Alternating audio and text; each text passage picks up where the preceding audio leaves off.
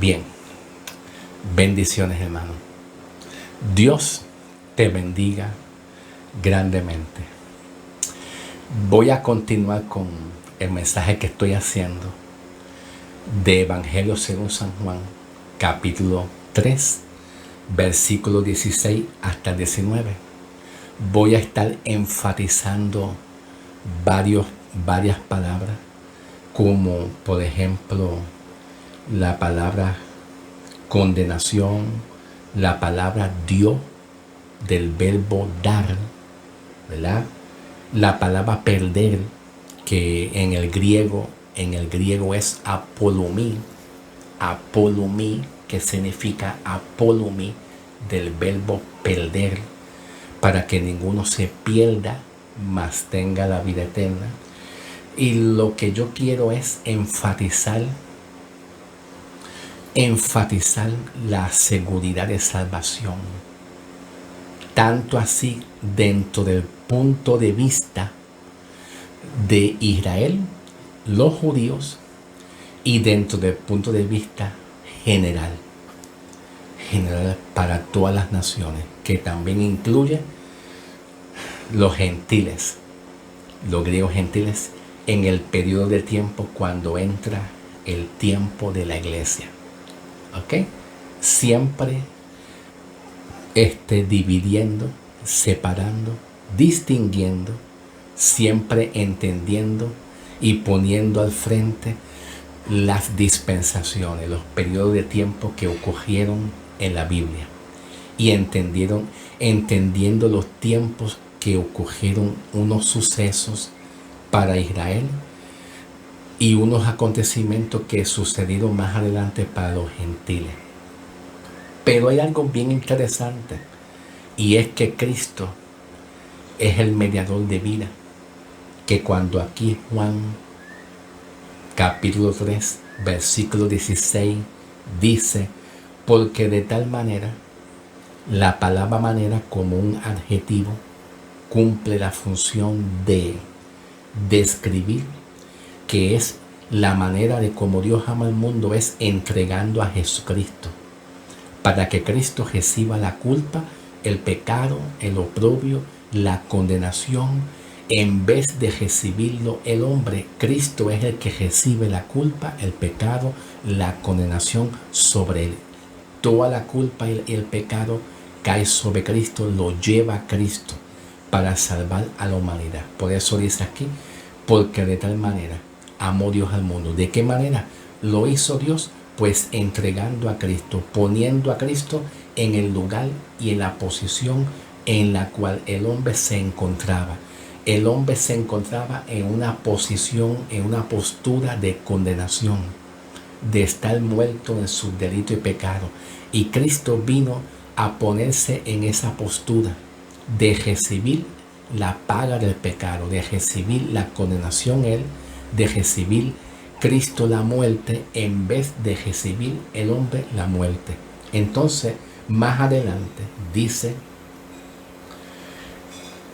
porque de tal manera amó Dios al mundo, que hasta dio a su Hijo unigénito.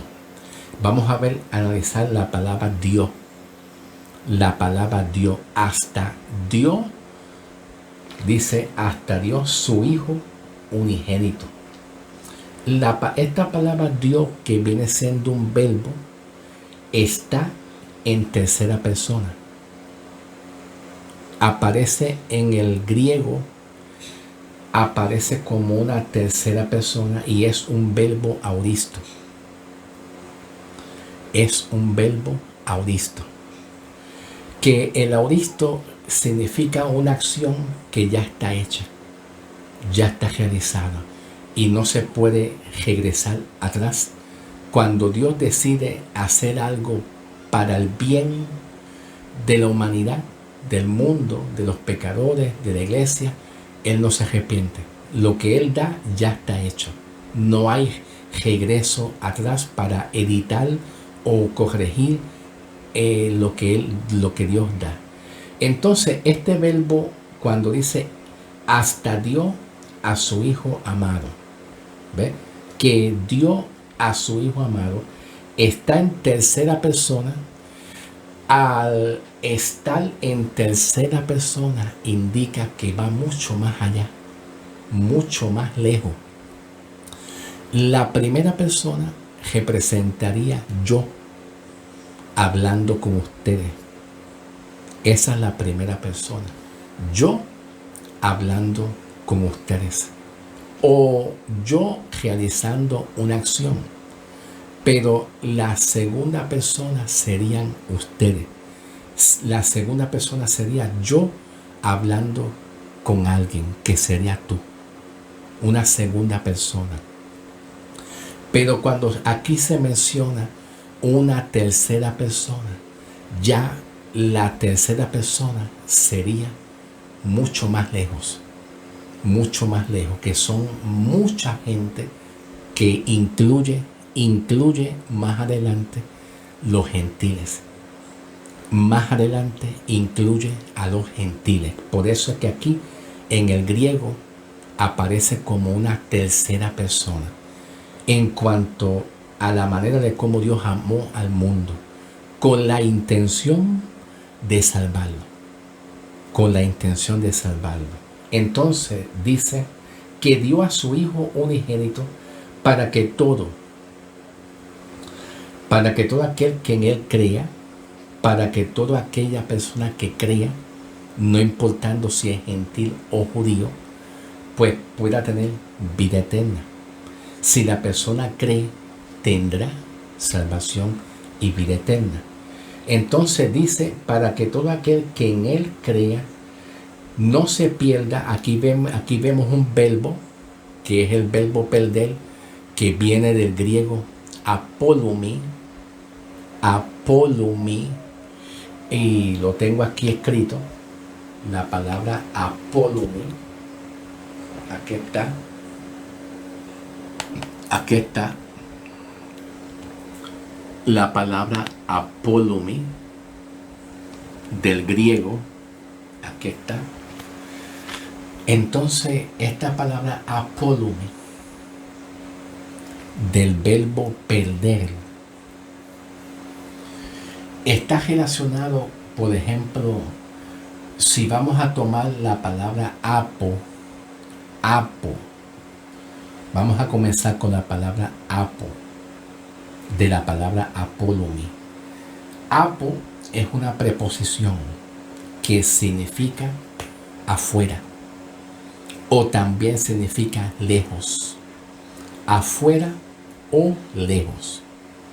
Entonces tiene la intención de interpretarse para que la persona que crea en Cristo, para que el hombre que crea en Cristo no esté lejos, de Dios. En este caso, no esté lejos de Cristo. ¿Ve? La palabra apo como preposición significa lejos, o número dos. Número dos también significa fuera. Y esta palabra apolumi, que yo les estoy mostrando aquí, la palabra apolumi está aquí. Apolumi. También se interpreta, tiene la misma significado de la parábola de la oveja perdida que Jesús menciona. La parábola de la oveja perdida tiene esa misma palabra apolumi, que la palabra apolumi significa que cuando Jesús tenía las 100 ovejas en el redil, en su rebaño, pero una de las ovejas, hablando en términos literal, físico, ¿ok? Una de las ovejas se perdió y Cristo Jesús fue a buscarla porque la oveja estaba perdida y seguía perdiéndose, estaba fuera del redil. Y la palabra apo significa fuera, también significa lejos. Las dos palabras, fuera y también lejos. Y esta palabra apolumi del verbo perder está aplicado igual a la parábola de la oveja perdida, que Cristo Jesús salió afuera a buscar y a rescatar a esa oveja, a llevarla y a regresarla nuevamente a su rebaño o a su redil. Entonces, aquí en el Evangelio según San Juan, la palabra apo como preposición significa lejos, lejos de la presencia de Dios, lejos o afuera de la presencia de Jesús, que está lejos, ¿ok? Y la otra palabra que le sigue, lumi, la otra palabra lumi del griego aquí, que significa aletros. En el griego, la palabra lumi, pues viene siendo oletros, que significa destrucción. También significa, pues, muerte o destrucción. Ahora, aquí la idea central, por lo menos comenzando el versículo 16, comenzando en el mismo versículo 16, vamos a analizar el núcleo. Quiero analizar el núcleo del versículo 16 hasta el 19. Toda oración, toda palabra que se lee, todo capítulo, versículo o la oración que se esté leyendo, tiene que tener algún tipo de núcleo. Y el núcleo viene siendo la palabra más que sobresale, la palabra más que llama la atención, la que sobresale y llama más la atención. El núcleo del capítulo 16, del capítulo 3, versículo 16 hasta el 19, el núcleo aquí es la palabra fe. Ese es el núcleo, porque se está hablando de toda aquella persona que decide creer en Cristo, no se va a perder. Aquí se está expresando lo siguiente, lo que expresa el versículo 16 hasta el 19, que toda aquella persona que cree no se puede perder. No se puede perder. Bien difícil que se pierda. ¿Por qué? Porque aquí hay un negativo que lo vemos aquí en el griego.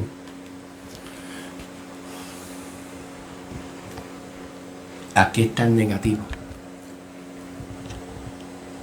Aquí está. En el griego hay un no, un negativo. ¿Ve? El negativo no. Para que no se pierda. Para que no se pierda. Entonces, el negativo va a funcionar con la promesa que Jesús está dando, expresando y diciendo que si cree, no se va a perder. No se va a perder.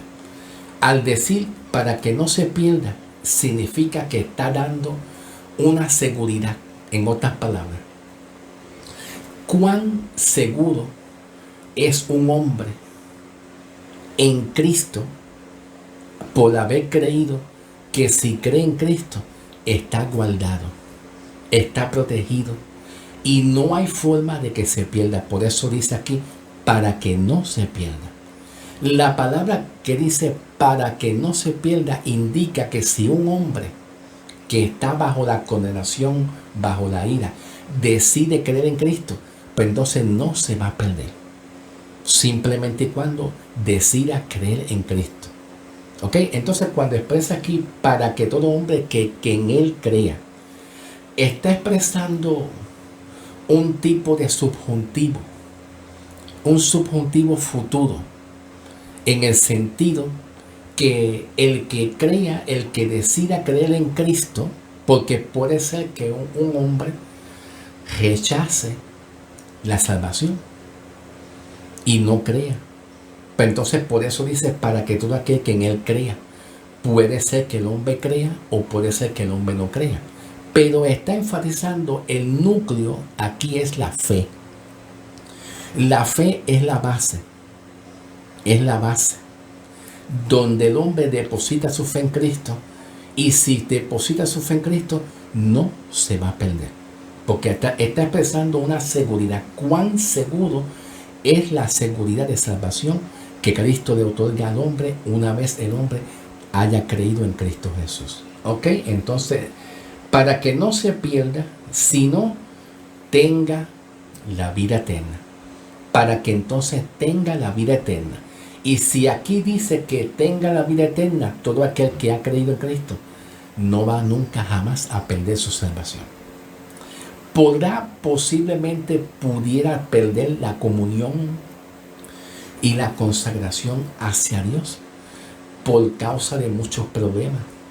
Claro, a veces tenemos problemas, aflicciones, tribulaciones, tenemos pruebas que nos afligen y nos saca de la comunión de Dios, y puede ser que el hombre pierda la comunión y la consagración hacia Dios, pierda la armonía de orar, de comunicarse con los hermanos, de alabar a Dios, de adorar a Dios, de tener ese contacto con la presencia del Señor en adoración.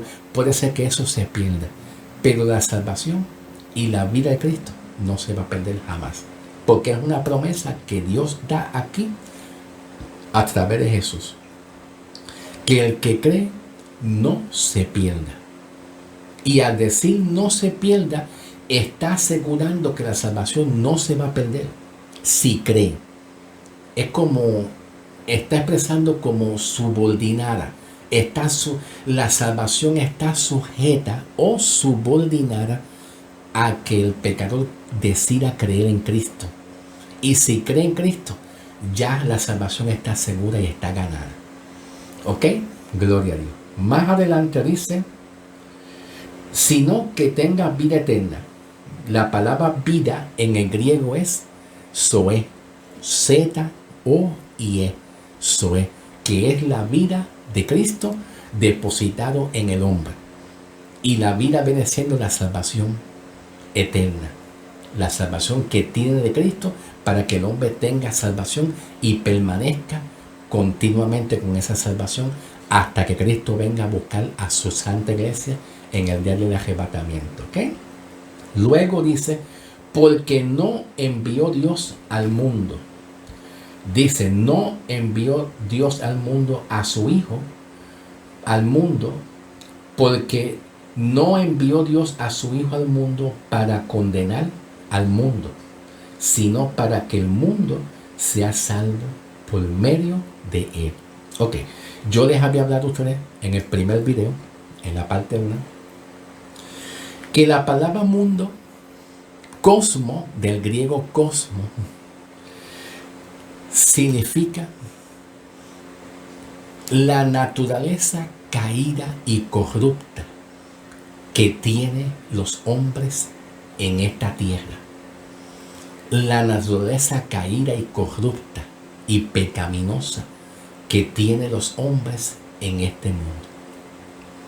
¿Ve? Cuando se está hablando aquí mundo, del griego cosmo, se está refiriendo al estado y a la condición de la naturaleza corrupta y caída y pecaminosa que tiene el hombre en esta tierra, obviamente por causa del pecado, obviamente. Pero entonces dice, porque no envió Dios al mundo a su Hijo, al mundo para condenar. O sea, el propósito no es que Cristo venga al mundo a condenar. Significa que el mensaje que del Evangelio que hoy en día se debe de predicar, no se debe de predicar con la intención de que Cristo viene a condenar. No viene a condenar, viene a dar vida y salvación. Pero los pecadores tienen que conocer ese mensaje. Porque si los pecadores y la iglesia lo que conoce es que te puedes condenar, que tengas cuidado, y si los pecadores y la iglesia conocen lo que es el miedo, el temor, cuidado, que si Dios te coge, cuidado que tú haces, entonces no hay forma de salvarse. Ahora, la palabra salvación, pues tiene muchas formas de interpretación. La palabra salvación tiene muchas formas y maneras de interpretación. Sí, tiene muchas maneras y formas de interpretación. Salvación puede aplicarse a la salvación de su alma, de su espíritu, de ser rescatado de la ira, el enojo, del juicio venidero, que el juicio venidero viene siendo la gran tribulación. Esa es una forma de aplicar la salvación. Otra forma de aplicar también la salvación viene siendo salvar al hombre de un peligro físico y literal. No que yo estaba caminando por la carretera y cuando iba cruzando no me percaté que venía un carro bien ligero y como no vi un carro, ay Dios mío, yo no sé cómo Dios me salvó de esa acción. Dios me rescató y me salvó de ese peligro, porque ese carro iba directamente hacia mí. Estoy poniendo un ejemplo.